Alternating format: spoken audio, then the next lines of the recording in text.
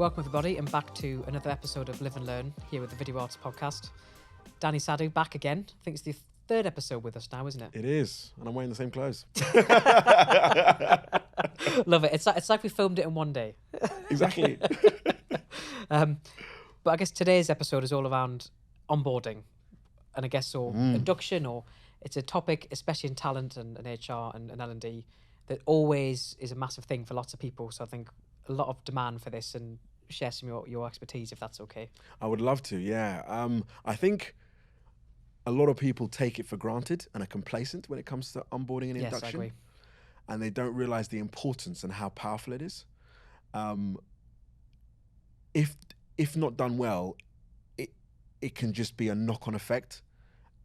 It just has a knock-on effect and can cause people to not integrate into a business well, not perform, not be a cultural fit, and end up leaving sooner rather than later. And the reason why I think it's become more important is because of this thread of, the market being the way it is, and it being more competitive to attract talent. So people are having to look at, maybe we need to improve our onboarding and induction, when actually they should have been thinking about this ages ago. And I guess it's probably, it seems like a basic place to start, but I think something people always debate this is, when does it actually start? And that, I know you're quite passionate about this, and I know what your answer is going to be, but it's everyone else's benefit. What my answer is going to be. And people can debate it, but I've got my view, and I'm not going to change it. When does the onboarding officially start, in your opinion, again? When the person signs the contract. Yes. When the person signs the contract. So when you've sent the contract to them and they've signed it and sent it back to you, that is when onboarding starts. And they're your employee. They are your employee, yeah? And that is when onboarding starts. And that, for me, is where we should be having regular interaction with and a process as well. And a process with your future employee, yeah?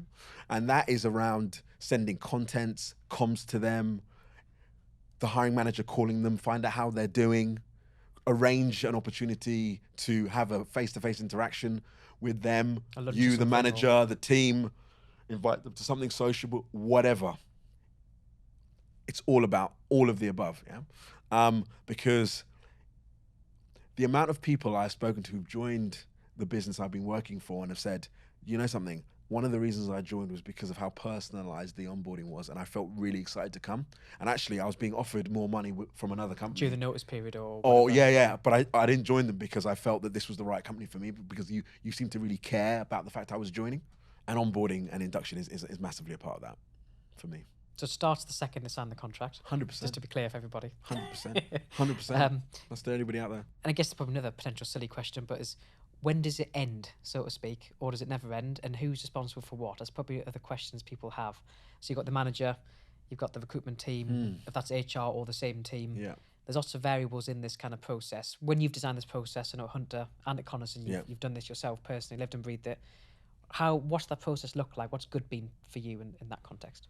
In the full cycle, and how long is it? Yeah, so obviously, you onboard and you have an induction, and then you integrate the person into the business. Yep. And what you then want to ensure is that they have the best experience through your employee or people life cycle. Yeah. And if it comes to the situation that they leave your business, yeah, for whatever reason, ideally you want them to leave because they're a good leaver. They've maximized the opportunities within the business. They've gone through everything they can go through, and actually they're leaving to go on to bigger and better things. And you've helped them to get to that point within their career, ideally, and they're leaving. The offboarding for me is just as important as the onboarding. Yeah. So ensuring that and I see it in a lot of companies. The person that hands their notice in, or they've resigned, and it's like you just forget about them. Yeah. Yeah. You forget Judas about them. They're Judas a traitor. You start treating them differently. You don't invite them to things, yada, yada, so on and so forth. And that's really important, because as we say, that it's really tough to attract talent. And we don't know how long this is going to last for, right? Yeah. It's very important that when somebody leaves, they could come back to you. And that whole offboarding experience increases the odds of that. Increases the odds of that. They have an advocate to speak to other people. They become an advocate. They speak to other people. People are always talking. And if they talk about, something, I left this company, but they are a great company to work for. And if I could go back there, I've regretted it. Yeah, I would go back there if there was an opportunity. That's the kind of organization you want to be in terms of how people are talking about you. And that offboarding piece is so important. So having, we have making sure that you have a really nice exit interview with everybody who leaves, making sure that you have some form of leaving recognition for people who are leaving, and making sure that you keep their contact details and you form some form of alumni group where you're contacting them and making sure checking how they're on the new role. checking in how they're doing. Yeah. And that was one of the things I wanted to do before I left Collinson, and I'm looking to do here at Hunter, is creating an alumni group of people who leave, and so that you can contact them and check in on them and see how they're doing, because you never know.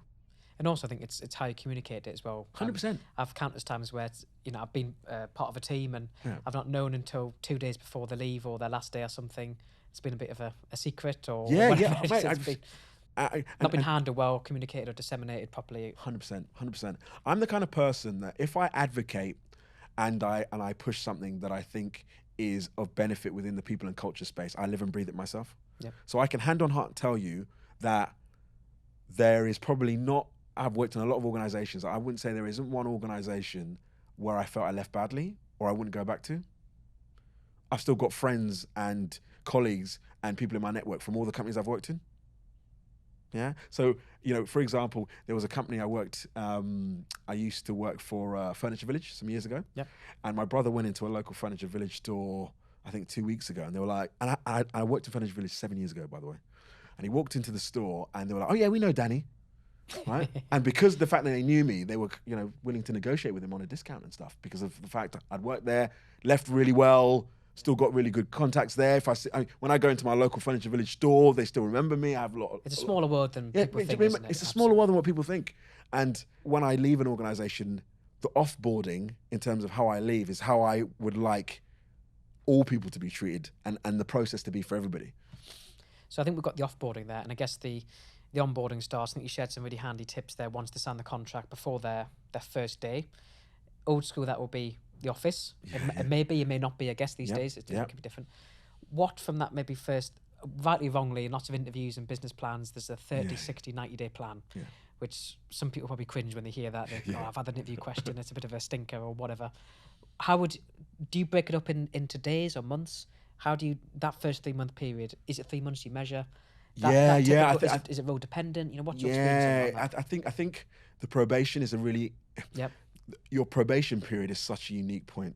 It's a negative connotation. It is. So things like onboarding, induction, integration, probation just seems to kind of have it's taken for granted a lot of the time. It's people, like I said, people are really complacent around those words and that process.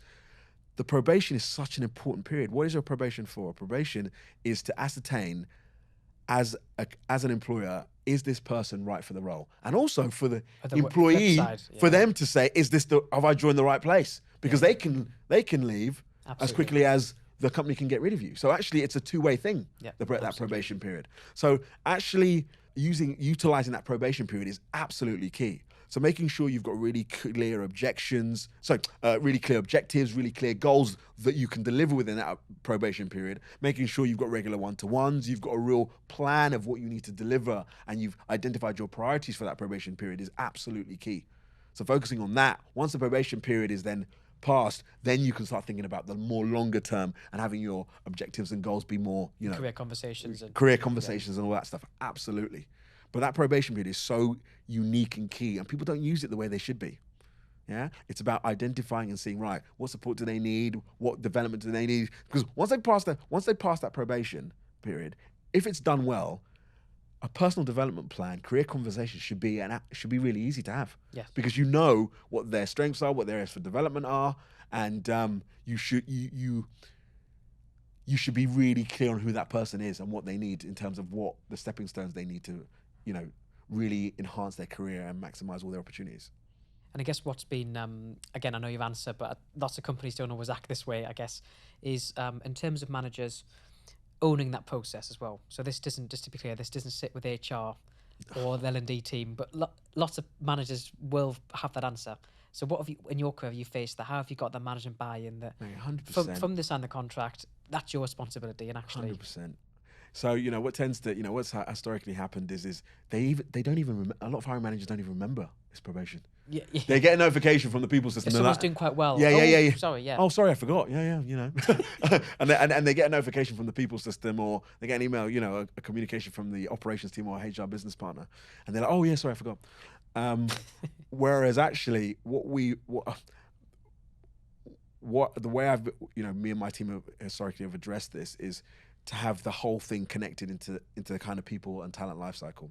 So from the moment we say that the moment you are looking to, if you wanted to attract and retain somebody and keep them, that whole life cycle has to be done really well.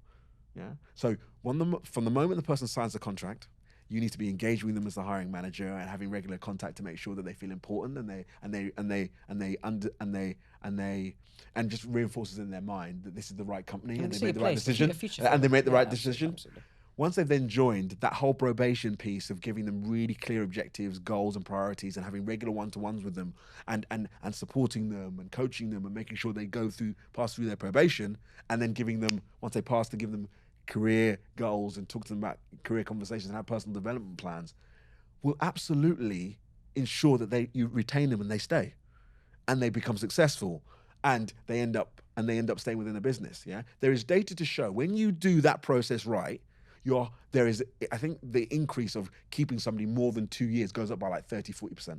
Oh, interesting. Okay. Yeah. So that is absolutely key to retaining talent. So all of this you're doing as a hiring manager, you're doing it to integrate somebody as quickly as possible into your team and get them to perform as quickly as possible, and also you retain them longer. Yes. No. Unless you want to be kind of constantly changing your team and going through the whole recruitment process again and again. No one wants that. No one wants that. No. And I guess I always find it interesting from my experience as well, as when someone starts, rightly wrong, you've got this probation period, which has got quite negative connotations, right? Yeah. Well, so for me, it's a positive. Yeah, it should be. I passed mine a few weeks ago, man. I was loving it. And Absolutely, it should be. Yeah. But there's that risk, that cloud over whatever you think, I think from Amanda's point of view, it's quite clear if they want to keep someone quite early, well before the probation's due. I guess, how do you get that balance right when, as a manager, when to know when to push them? So have the career conversations, maybe give them more responsibility. They don't feel overwhelmed too early. This is a skill. Like, how have you found that balance? Kind of maybe bring people up to speed, getting the performance you need, but not push them too much and expecting too much and push them away back to the competition, and this being a really competitive market. As a manager, you can be in a rock and hard place sometimes. It is true. I find that when it's been done well with me, and also when I've seen it work well, is where there is a close working relationship between the manager and the person. And what I mean by that is that they have regular interactions and they talk a lot, and the communication is two-way and really transparent. Yep. Because the more interactions you have and the more communication you have with the person, the more you get to know who they are, and actually it is clear to see when they are comfortable, when they're coasting, when they're stressed, when you can give them more work, when you can't give them more work. It's really clear. What tends to happen is you're just happy a new person has started. You go, right, all the work that's been piling up, here you go, dump it on them and go, get to it. All the stuff I've been busy with. Yeah, all the stuff I've been building up. Here you go, jump on it. Yeah. You'll check on with them maybe once a month or so 3 times in their probation, or however many times in, however long the probation lasts. And then when it comes to it, to the probation piece, they're either not performing or you're not really aware of what's going on, and they start giving you feedback that, well, they haven't really had that much support, and you're like, oh. And then it's all a bit too late because you haven't been close to the person and it's not been clear. Or it could be that actually they've been coasting and actually they've been kind of twiddling their thumbs, and other people in the organization have seen them. I've noticed that actually they're not that busy, and you're a bit like, what's going on? So if you are working closely with the person and you're having regular interactions and there's good communication, you will be able to identify what's going on. It's easier to see if you are doing what you're meant to be doing, is my point. And I guess the flying ointment for that is probably hybrid working, isn't it? So what's your experience been on closing that gap when you're not always seeing people face to face? We could have a whole podcast another just on hybrid working. Yeah. But I'll keep it really short. The way you manage somebody when they are face to face with you in the office is different to how you manage them when they are remote and virtual. And with hybrid working, you need to combine the two to drive a hybrid working, high-performing team.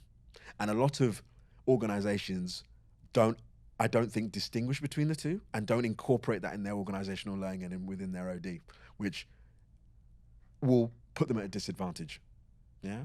So when you are managing, for example, somebody who is remote and virtual, your management needs to be more measured, considered, organized, and proactive. Yeah. It can't be so natural and ad hoc because you're not seeing them. I think proactive's the key Yeah. word. So it needs to be scheduled, organized. Your one-to-ones should be reoccurring. Your team meetings should be reoccurring. Sacred as well. They shouldn't be moved. You should agree a way of working that is structured and regular and consistent when they're a virtual team, which is, because then you have those regular touch points. When you're in the office, it's more ad hoc. It's more. It can be. It shouldn't be, but it can be more ad hoc because you can physically see when their energy levels are low, or they're not. Or they're enjoying a task. Oh, they're not enjoying it. All of that stuff. I think if you just get into good habits, whether they're in the office or not in the office, it will help you. And I think the final thing then, in true live and learn format with our podcast, on onboarding, what would be your lesson learned on this? If you could go back in a time machine. And you'll know what it is. A funny story. It for me was, if I wish I had come to the realization sooner that onboarding starts from the moment you sign your contract. Because since I've had that mindset, the benefit and the feedback I've had from people who've joined our businesses I've worked for, to say it's the best onboarding I've ever had, and the engagement and the excitement they feel has been second to none. So I haven't got to that point yet, Hunter, because it's a smaller organization and I'm having to create a lot of things from scratch. But I want to get to a point where new people join and they go, that was the best onboarding I've ever had in my life. And you can see they're bouncing around the office and they're already starting to perform really early. If they've met the team before they join, they know the manager a little bit. Yeah. You've had some conversations. I think you'll be a lot more excited, and the nerves will be a lot less than your first day if you hadn't had that benefit. Yeah. So for me, it's if I wish I'd had in my mindset that onboarding starts from the moment they sign the contract, and to have more of interaction activity before they actually come into the office on their first day. We'll get that a t-shirt for you, video art style theme t-shirt. I think we'll go get that. I knew that was your answer, but it's great to have you. And thanks again for joining us, Dani, and appreciate your input. Thank you for having me. Expertise and joining us on our podcast again. Thank you ever so much. It's been a pleasure.